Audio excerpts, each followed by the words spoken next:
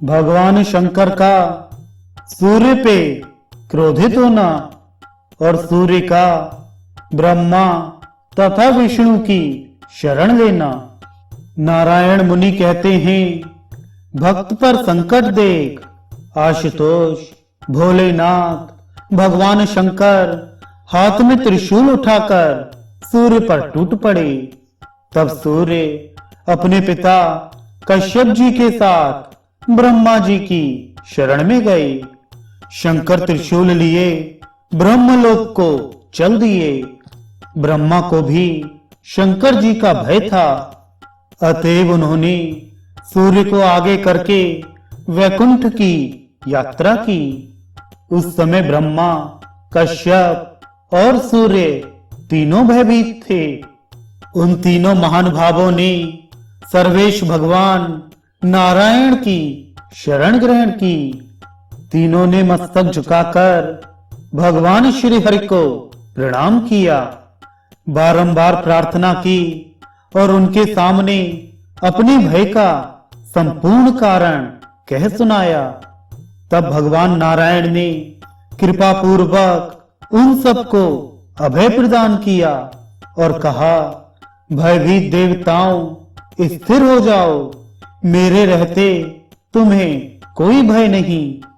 विपत्ति के अवसर पर डरे हुए जो भी व्यक्ति जहां कहीं भी मुझे याद करते हैं, मैं हाथ में चक्र लिए तुरंत वहीं पहुंचकर उनकी रक्षा करता हूं। देवो, मैं अखिल जगत का कर्ता भरता हूं। मैं ही ब्रह्मा रूप से सदा संसार की सृष्टि करता हूं और शंकर रूप से संहार। मैं ही शिव हूं, तुम भी मेरे ही रूप हो और ये शंकर भी मुझसे भिन्न नहीं हैं। मैं ही नाना रूप धारण करके सृष्टि और पालन की व्यवस्था किया करता हूं।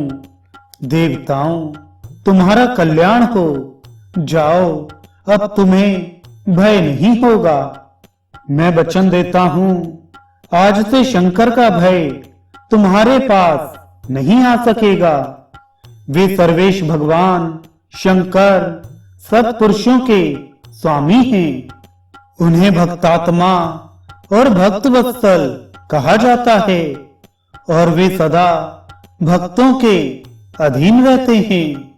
ब्रह्मन, सुदर्शन चक्र और भगवान शंकर, ये दोनों मुझे प्राणों से भी बढ़कर प्रिय हैं। ब्रह्मांड में इनसे अधिक दूसरा कोई तेजस्वी नहीं है। ये शंकर चाहें तो लीला पूर्वक करोड़ों सूर्यों को प्रकट कर सकते हैं। करोड़ों ब्रह्माओं के निर्माण की भी इनमें पूर्ण सामर्थ्य है। इन त्रिशूलधारी भगवान शंकर के लिए कोई भी कार्य असाध्य नहीं। तथापि कुछ भी बाहरी ज्ञान ना रखकर ये दिन रात मेरे ही ध्यान में लगे रहते हैं। अपने 5 मुखों से मेरे मंत्रों का जप करना और भक्ति पूर्वक मेरे गुण गाते रहना इनका स्वभाव सा बन गया है। मैं भी रात दिन इनके कल्याण की चिंता में ही लगा रहता हूं, क्योंकि जो जिस प्रकार मेरी उपासना करते हैं, मैं भी उसी प्रकार उनकी सेवा में तत्पर रहता हूं। यह मेरा नियम है। इतने में भगवान शंकर भी वहां पहुंच गए। उनके हाथ में त्रिशूल था। वे वृषभ पर आरूढ़ थे और आंखें रक्त कमल के समान लाल थीं। वहां पहुंचते ही वे वृषभ से उतर पड़े और भक्ति विनम्र होकर उन्होंने शांत स्वरूप परात्पर प्रभु लक्ष्मीकांत भगवान नारायण को श्रद्धा पूर्वक प्रणाम किया। उस समय भगवान श्री हरि रत्नमय सिंहासन पर विराजमान थे। रत्न निर्मित अलंकारों से उनका श्री विग्रह सुशोभित था। किरीट, कुंडल, चक्र और वनमाला से वे अनुपम शोभा पा रहे थे। नूतन मेघ के समान उनकी श्याम कांति थी। उनका परम सुंदर विग्रह 4 भुजाओं से सुशोभित था और 4 भुजा वाले अनेक पार्षद स्वच्छ चंबल डुलाकर उनकी सेवा कर रहे थे।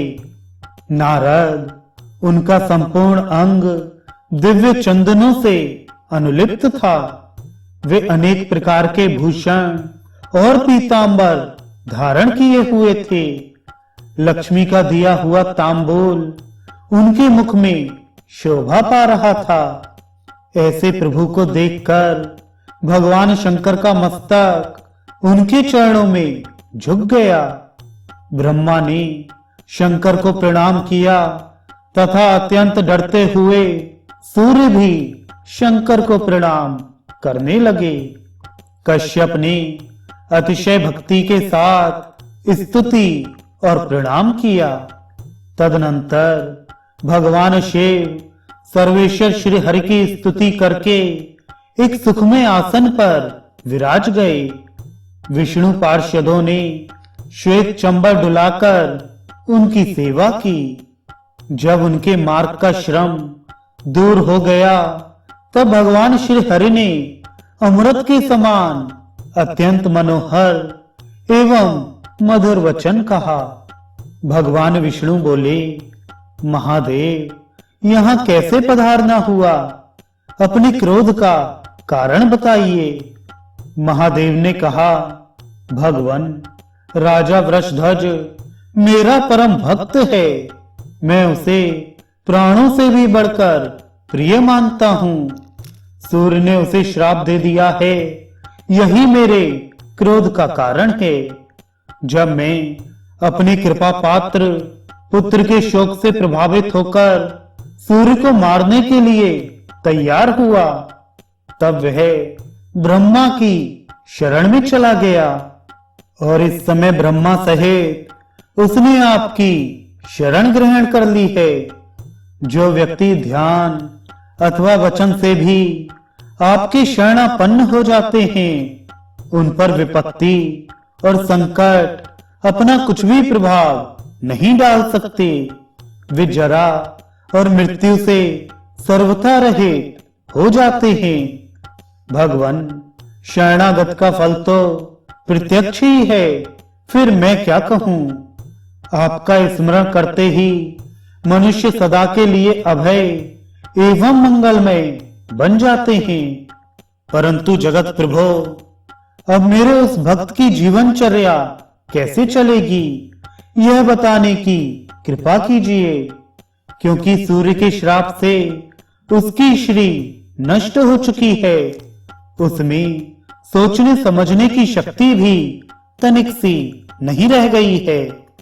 भगवान विष्णु बोले, शंभो, दैव की प्रेरणा से बहुत समय बीत गया। 21 युग समाप्त हो गए। यद्यपि वैकुंठ में अभी आधी घड़ी का समय बीता है, अतः अब आप शीघ्र अपने स्थान पर पधारिए। किसी से भी न रुकने वाले अत्यंत भयंकर काल ने इस समय वृषध्वज को अपना ग्रास बना लिया है। यही नहीं, किंतु उसका पुत्र रथध्वज भी अब जगत में नहीं है। इस समय रथध्वज के 2 पुत्र हैं।